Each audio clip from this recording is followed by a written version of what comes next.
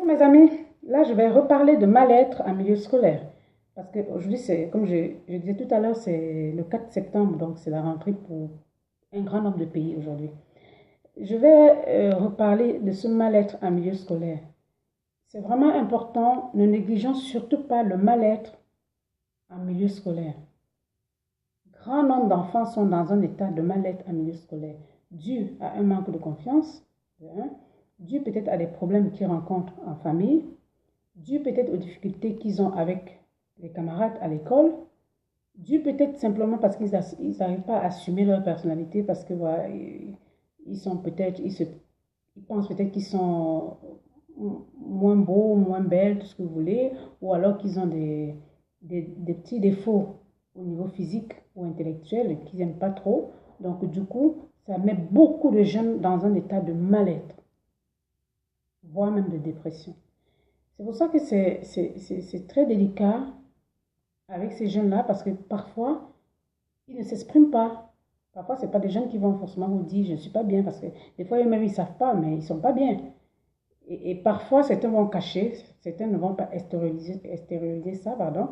Et du coup, même le parent peut être à côté, mais il ne se rendra pas compte que l'enfant n'est pas bien. Ça, c'est de un. Ensuite, il y a le cas aussi des enfants qui sont parfois harcelés en milieu scolaire, qui ont d'autres enfants peut-être qui les maltraitent, qui les insultent, qui les profèrent des injures. Et parfois, certains de ces enfants, justement, quand ils arrivent à la maison, d'autres vont le dire aux parents, d'autres ne vont pas le dire. Ça dépend parfois du rapport que le parent a avec l'enfant. Certains ne diront pas. Ils vont garder tout ça en eux. Et ils vont être dans un état de mal-être sans dire. On verra même des enfants des fois qui arrivent dans leur chambre, qui vont pleurer, mais dès que le parent arrive, ils ne pleurent plus, alors qu'ils sont mal dans leur peau.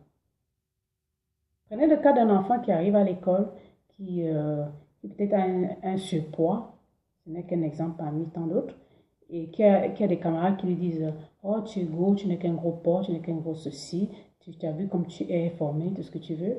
Bon, un enfant comme ça, quand il rentre à la maison, ça c'est un enfant qui court tous les risques d'être dans un état de mal-être, de dépression. Donc ne négligeons vraiment pas ça, soyons vraiment attentifs. Beaucoup de jeunes sont dans un état de mal-être. Pour plusieurs raisons, je dis bien. Pour plusieurs raisons. Les parents parfois peuvent passer à côté et ne pas le voir, ne pas voir ça. Et parfois les enseignants peuvent ne pas voir, parfois les camarades peuvent ne pas voir. Mais essayons d'ouvrir les yeux, bien que ce ne soit pas facile, sachant que beaucoup de jeunes, je redis bien beaucoup de jeunes, en milieu scolaire sont dans des états de mal-être, voire de dépression.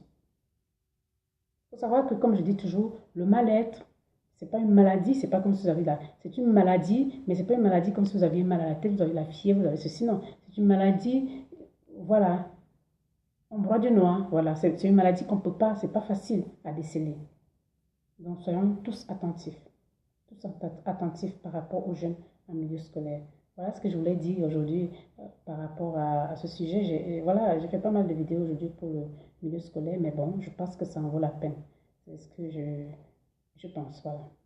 Alors, à vous tous, je vous souhaite une belle journée et beaucoup, beaucoup, beaucoup d'amour, de grâce. C'était Félicité Fille, mon gars, ensemble vers le bien-être. À bientôt.